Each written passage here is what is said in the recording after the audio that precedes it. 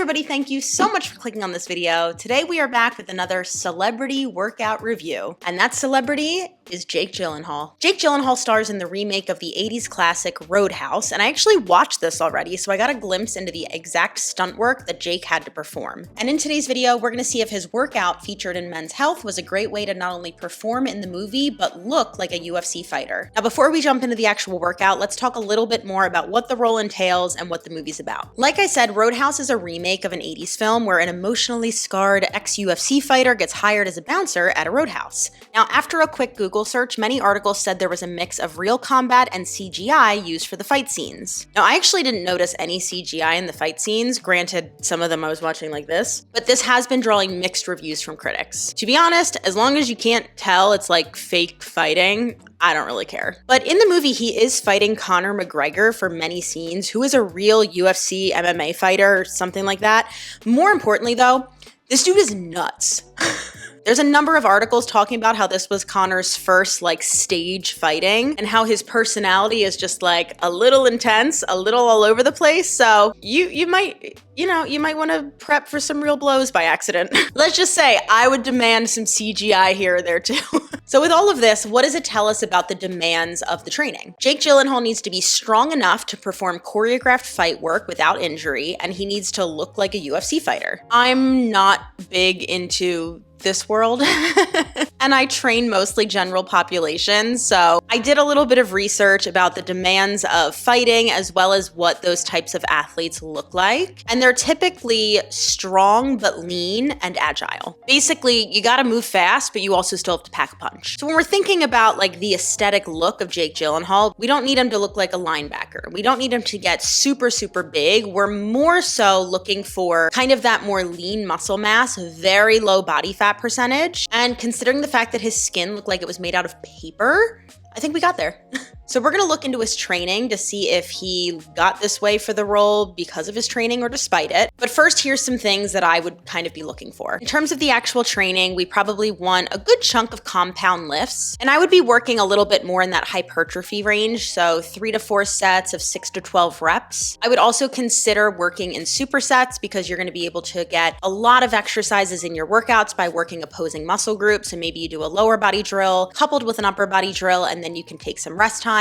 That's also going to be a nice approach because you're going to get the heart rate a little more elevated and you're going to just expend a little bit more energy. And if we think about what Jake needs to look like, we do want him pretty lean. That being said, the lean part is going to be, I'm going to say 90% nutrition. They do talk about nutrition in this video. We're not going to cover it. We're just going to look at the training today. And then the final piece of training that I would kind of sprinkle in, thinking is more of the accessory, the fun stuff, is rotational movements. Obviously, as a fighter, there's a lot of rotation required, but also Jake is an actor playing a fighter. He does a lot of his own fight scenes, and then we have some CGI fight scenes apparently. So we need to give him enough rotation that he is strong in the movement pattern, but also remembering that we have a limited time to train and get him ready for this role. And the most important thing is that he aesthetically looks like it. And with that, we're jumping into the workout. All right, first thing we've got here are some mobility drills. I'm a huge fan.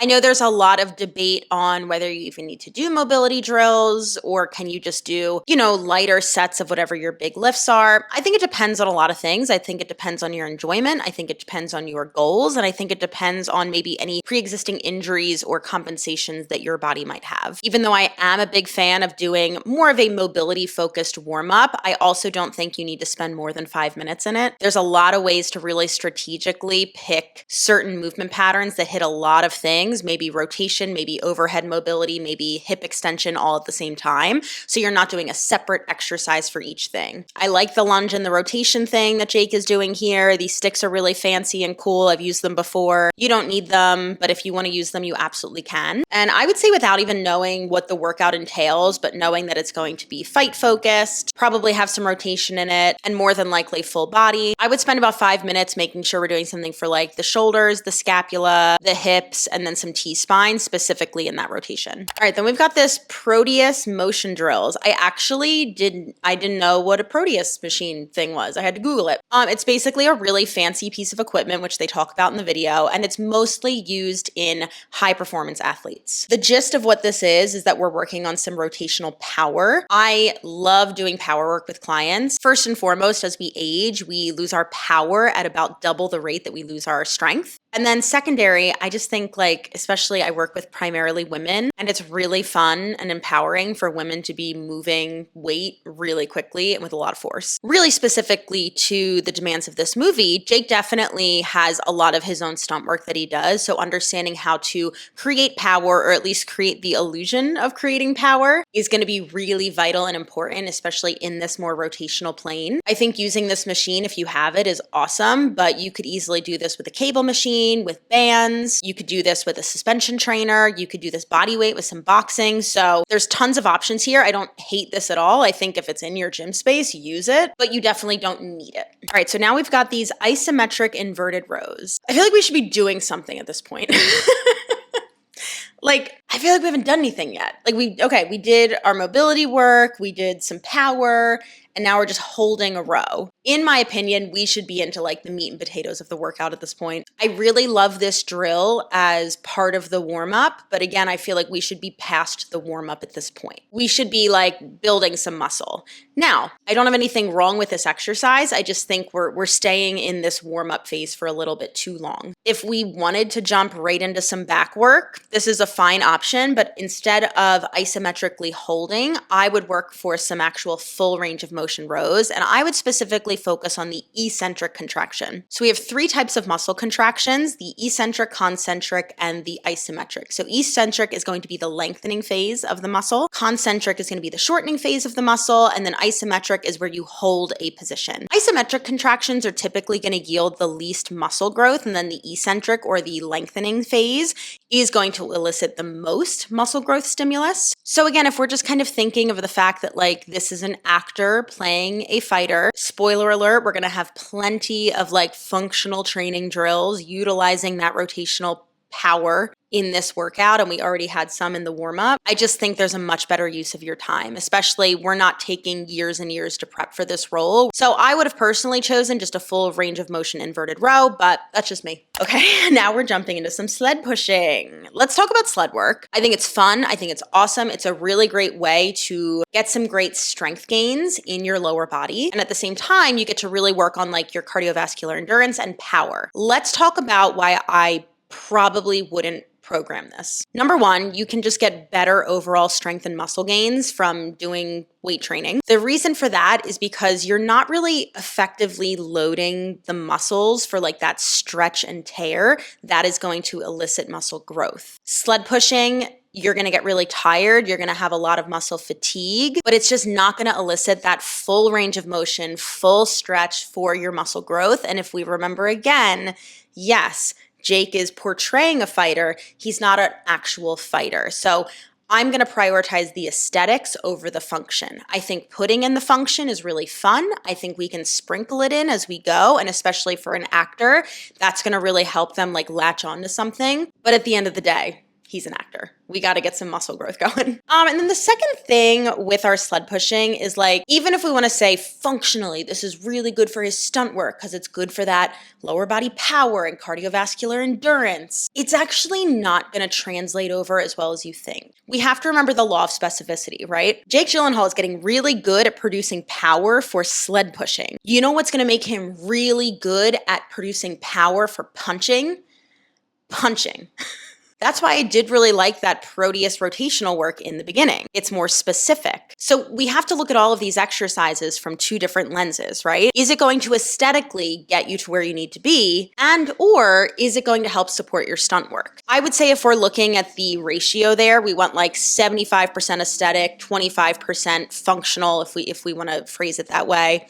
The sled pushing doesn't really fall in either. So I would personally nix it unless Jake loves sled pushing, and then you can throw it in like at the end as a finisher when, you know, you're not utilizing most of your energy at the beginning of this workout. We have strength work. Yes. Okay. A safety bar squat, 3 to 4 sets of 6 to 8 reps. Love that for muscle growth. What did we talk about in the beginning? Working for more of that hypertrophy rep range. And the safety bar is going to be a great option for a few reasons for certain demographics. Number one, you get that nice built-in pad on your back, so it's a little bit more comfortable. But it's also great, you can see here, for people who don't have awesome shoulder mobility. So depending on what type of squat you're doing with a barbell, let's say a front squat, you need a lot of wrist extension and then shoulder flexion, and it's going to be more of a quad dominant movement. And then a back squat, you're going to need a lot of shoulder extension, which a lot of people don't have that mobility for. And this is going to be, depending on whether it's more of a high or low bar rack on your back, it's going to be more glute focused. So in general, I think this is an awesome drill for Jake. I think you can really pack on some muscle here. I just don't know why we're waiting so long in the workout to do it. Okay, we have some forearm drills, and our trainer talks a little bit about why grip strength is so important. Let's go back again. Why are we training? Training for a movie. This honestly is a waste of your time and energy. Honestly, not only for Jake, but also just for general population, it's gonna be kind of a waste of your time and energy. You're gonna work your grip plenty if you start lifting up heavy things. I guess for fighting, grip is important.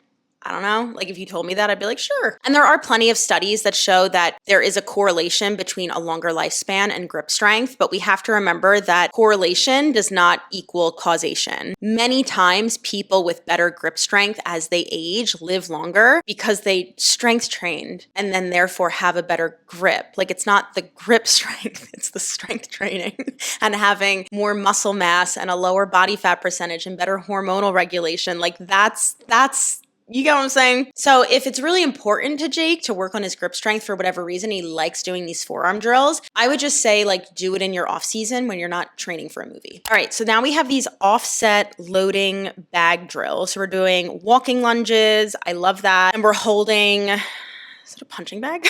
We're holding a punching bag. Fine. Great. You could also hold free weights. You could hold a lot of different things. I do actually really like the offset position. It's not going to be ideal for muscle growth. And ideally, we would have done some more exercises so far that elicit a little bit more specific muscle growth, but that's not what this program is apparently. But walking lunges are going to be great. They're going to toast your legs. They are going to elicit a certain amount of muscle growth. But if we're holding in this offset position, there's also just only going to be so much that you can hold. But I do really like this drill. It's going to be great as a challenge for your core, resisting that lateral flexion and extension. Then we got, what is this? Like a little jumpy drill? No, I like this. I think it reminds me a little bit of like, I know jujitsu training, you do like these agility drills. So that makes a lot of sense. I probably, again, would have saved it for the end of the workout. I'm going to prioritize the aesthetics and then we're going to sprinkle in the fun stuff later. Swiss bar floor press. Why are we on the floor?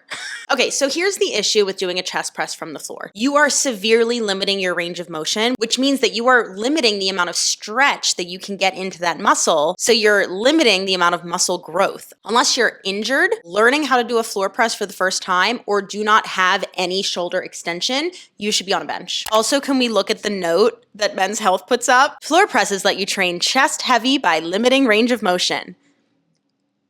That's not a good thing. Hey, men of the world, do you want to ego lift more than you can? Put your chest pressing on the floor. That's literally what this is saying. And then we're going into a chain push-up. I think a push-up is a great option. I don't know why we're doing it right after a floor press. I'm going to assume that we are just selecting random exercises at this point and putting them in any order, and I will just give this trainer the benefit of the doubt. So the chain is just adding resistance onto the body. You could do this with a plate, you could do this with a weighted vest, and I would only add resistance if you have like full chest to the floor push-ups. Like, I don't know, let's say like 3 sets of 10. Unfortunately, Jake has limited range of motion here. Now, maybe it's because he has the chain on his back and he already did floor pressing, so he's already fatigued, but I would really work for that full stretch. Again, you're otherwise just limiting your range of motion and limiting the amount of muscle growth. Okay, so we got this suspension trainer push and pull. There's just a lot of exercises and I feel like we haven't really done much yet. Like I feel like I haven't seen like the meat and potatoes. That's fine.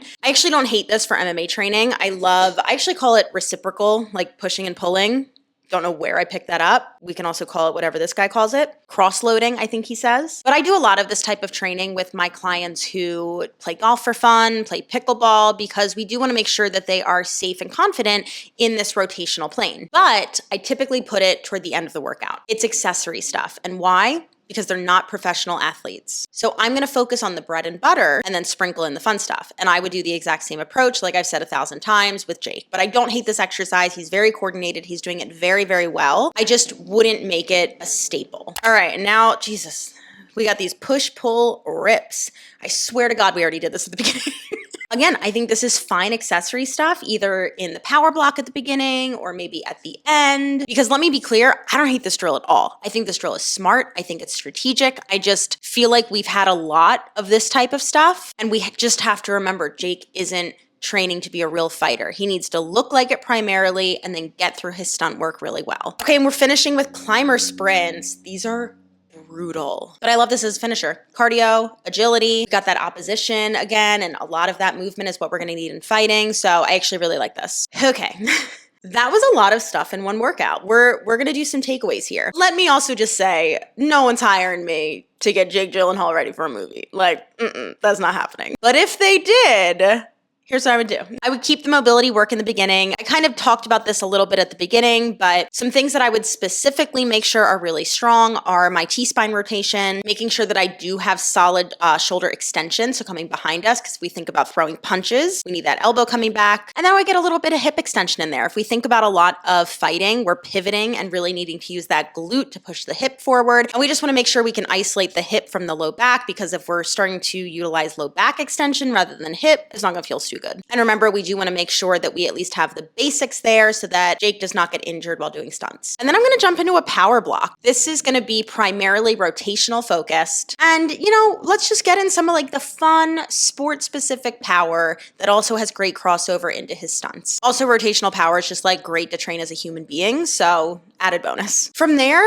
I'd go into a strength block. Depending on the day in our split, I would choose 4 to maybe 6 exercises. And I would prioritize compound drills that are going to put some muscle in the body. Squats, deadlifts, pushing, pulling, any and all variations of those things that will just put some lean muscle mass on the body. And then finally, I'm gonna end with a cardio finisher. People typically really like that. There is like a mindset of when you're done a workout, like you wanna be like dripping and drenched, and like I think that's fine. It also seems like having a little bit more cardiovascular stamina is going to be really good for Jake's stunts. And again, this is where you can put in something fun. The sled pushing, the climber thing, Versa climber, whatever it's called. Honestly, pick something that Jake enjoys that you can kind of just like sell to him as like, this is why we're doing it, and throw it in there at the end. And that's what I would do. Look, this isn't the worst celebrity workout I've seen by far. I just think that we get so hung up in fancy things because we're playing a fancy role when really at the end of the day, it's a role. Let me know what you think down in the comments below. Make sure you hit that subscribe button so you don't miss out, and I will see you all in the next one.